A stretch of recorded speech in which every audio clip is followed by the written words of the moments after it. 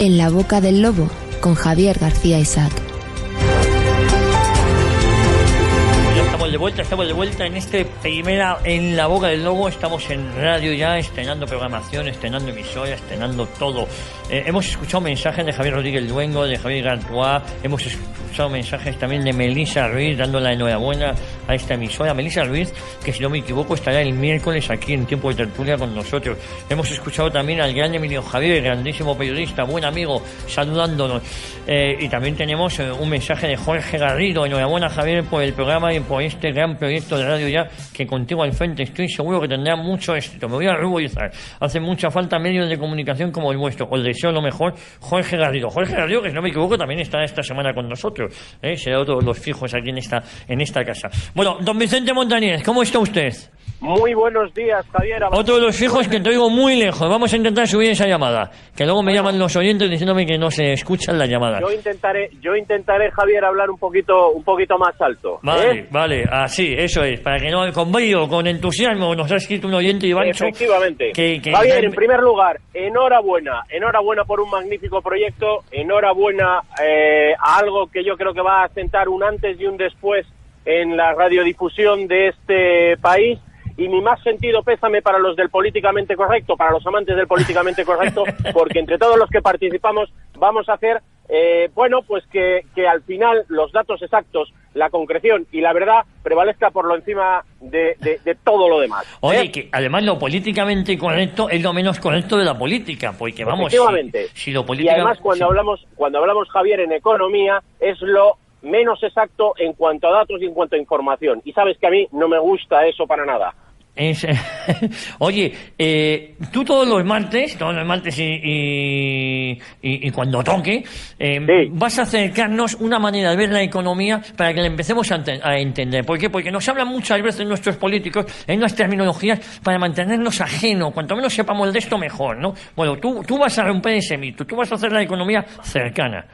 Efectivamente, Javier. Si hay algo que caracteriza, o al menos caracterizaba hasta ahora la economía, era el utilizar palabras complicadas para que nadie nos entendiera. Y la economía es muy fácil. Todos sabemos de economía, todos salimos a comprar al mercado todos los días, todos barajamos parámetros económicos. Es un problema de que nos lo hagan asequible, de que nos lo comparen y nos lo establezcan con cosas del día a día, con situaciones reales. Y esto se puede hacer, y desde luego es mi objetivo y es mi compromiso, como bien comentas, en la cita que tendremos todos los martes, ¿verdad? Sí.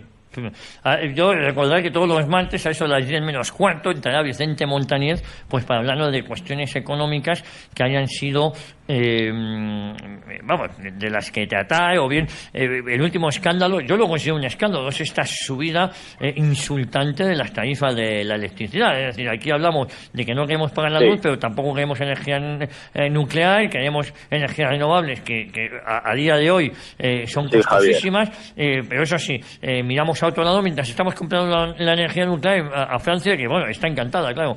Bueno, vamos a ver, en materia de electricidad, tal y como comentas, varias cositas que deciros. En primer lugar, lo que es inaceptable es que España, que durante muchos años fue pionera en generación eléctrica, en estos momentos haya quedado como el país de la zona euro con mayor dependencia energética del extranjero. Esto es una falta absoluta de planificación política, sin lugar a dudas. Pero además, es que independientemente de que la luz suba como consecuencia de un mercado, digámoslo claro, mal regulado, es que además el 60% de cada factura son impuestos que se han aplicado y que en definitiva es una de las fórmulas que tiene para seguir obteniendo ingresos este gobierno y seguir pagando la tan cada vez mayor dilatada deuda. Pero no nos engañemos, es decir, la luz está subiendo en un tanto por ciento, en el 40%, pero el otro 60% es simplemente impuestos. Y es más, nuestro ministro de Economía ya ha anunciado que lo va a congelar. Congelar significa que no lo va a bajar. Es inaceptable que en un bien de primer uso y de primer consumo, y que es imprescindible para simplemente vivir cualquier persona, estemos tributando el IVA al 21%. ¿Por qué no aplicar un IVA reducido? El resto del 21 hasta el 60% siguen siendo tramos fijos e impuestos. Realmente el gobierno lo está haciendo muy mal, Javier, que no nos engañen, el 60% se llama recaudación. Y el resto podemos culpar al sector, a las energéticas o a aquellos consejos de administración en gran medida presididos por exministros, ¿no? Oye, ¿y qué solución tenemos? Es decir, explicar al ciudadano que se hagan otro tipo de propuestas. ¿Qué hacemos, Vicente? Bien, realmente la solución sería pasarles factura en las urnas cuando vayamos a votar. Y te lo digo porque realmente es muy difícil la solución. Es decir, en estos momentos es imposible actuar sobre las tarifas. El mercado tarifario es un mercado liberalizado. Por otro lado, el gobierno no va a aplicar ningún tipo de reducción en la parte en la que podría intervenir directamente mediante un decreto ley mañana, que sería reduciendo el IVA y poniendo un IVA reducido del 4%. Tampoco lo van a hacer, ya han anunciado que lo van a congelar, y realmente poco más se puede hacer.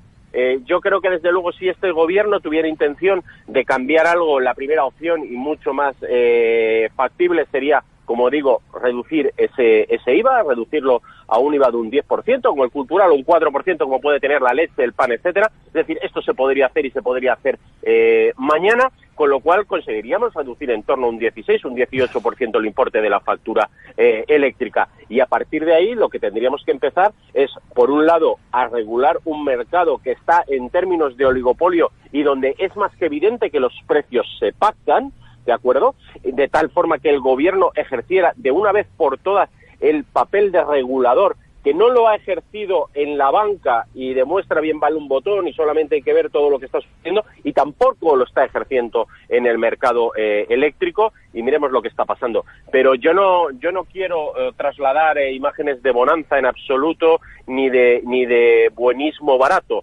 Esto es un problema y desde luego no hay ninguna voluntad política en que esto se reconduzca, con lo cual vamos a seguir pagando la luz tremendamente cara. Pues lo que pasa es que, claro, bueno, hay otra cosa, que seguimos pagando muy alto a pesar de que el precio del petróleo ha bajado, ¿no, Vicente? Sí, la otra gran fuente de ingresos son los hidrocarburos y por tanto seguimos pagando muy caro el litro de combustible, y desde luego nunca se nos aplican las rebajas cuando se producen en el mercado del crudo, pero sí que automáticamente se nos repercuten linealmente las subidas que se producen en dicho mercado. Quiero recordar, por ejemplo, que es verdad que ha subido frente a principios de año el precio del Brent, pero que en estos momentos estaríamos teniendo el mismo precio que hace aproximadamente unos 12 años, cuando pagábamos a 84 céntimos el litro de gasolina super, y yo invito a cualquiera de nuestros oyentes a que vaya en estos momentos a igualdad del precio del barril y veamos a cuánto lo estamos pagando, por encima del 1,2. Es evidente que lo único que ha subido sobre los hidrocarburos es la presión fiscal. Exactamente igual que para nuestras empresas sigue subiendo la presión fiscal, y que para cualquier persona que obtenga ingresos, bien de su actividad empresarial, bien de su trabajo, también se nos sigue subiendo la presión fiscal, Javier. Bueno, macho, te voy a llamar porque eres mi amigo, pero la verdad es que, claro, lo hacen de tal manera porque es deprimente entrar en este mundo, en este mundo económico, pero no hay más remedio, hay más remedio, claro, hay que conocerlo para defendernos. A mí me encantaría dar buenas noticias, y además estoy convencido de que algún día daremos buenas noticias, solamente que me preguntas por algunas cosas con las que desgraciadamente, amigo mío, pues no te las puedo dar. Vale. Pues tienes razón. Entonces me callo, ya está. Tú habla, no dejes de hacerlo, sigue comunicando, sigue haciéndolo como lo estás haciendo, que desde luego has vuelto a alegrarnos las mañanas. Oye, Vicente, ya entrando en el tema más personal, ¿no? Más que nos toca en radio ya. ¿Qué esperas de esta nueva emisora de Corazón? Bueno, pues yo de esta nueva emisora básicamente lo que espero es un contrapunto mediático a todas estas informaciones sesgadas no solo políticamente, sino económicamente y en muchos aspectos que se nos están transmitiendo. Creo que es importante el papel de una emisora como la vuestra, con una gente como la vuestra y con un enfoque como el vuestro, o como el nuestro, porque me incluyo dentro del proyecto, ¿verdad?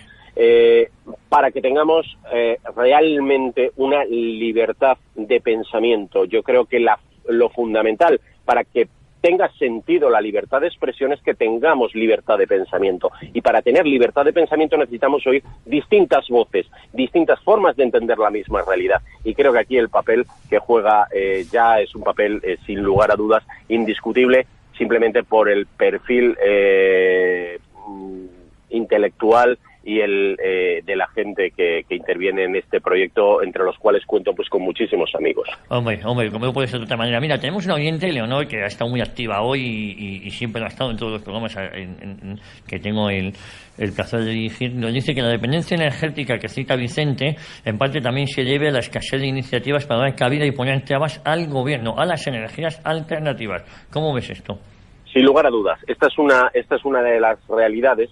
Esto se lo debemos a aquel ministro Soria, que bueno, pues que estaba al parecer más preocupado por el bienestar de sus cuentas en determinados paraísos fiscales que por el bienestar en general de la población en cuanto a materia energética se refiere, y que en su día dio bueno, pues una serie de decretazos que frenaron, por un lado, el desarrollo de las renovables, y sobre todo para mí lo más importante es el hachazo que se le dio al autoconsumo. Es decir, hay mucha gente que tiene posibilidad de ir a autoconsumo y que tiene posibilidad de no tener una dependencia energética, y por decreto ley, para defender los intereses de aquellos pocos frente a los intereses de la gran mayoría, pues se aprobó un decreto por el cual se paralizó el autoconsumo y además se penalizó la inversión en renovables, de tal forma que en estos momentos este país ya no sigue invirtiendo en determinadas fuentes.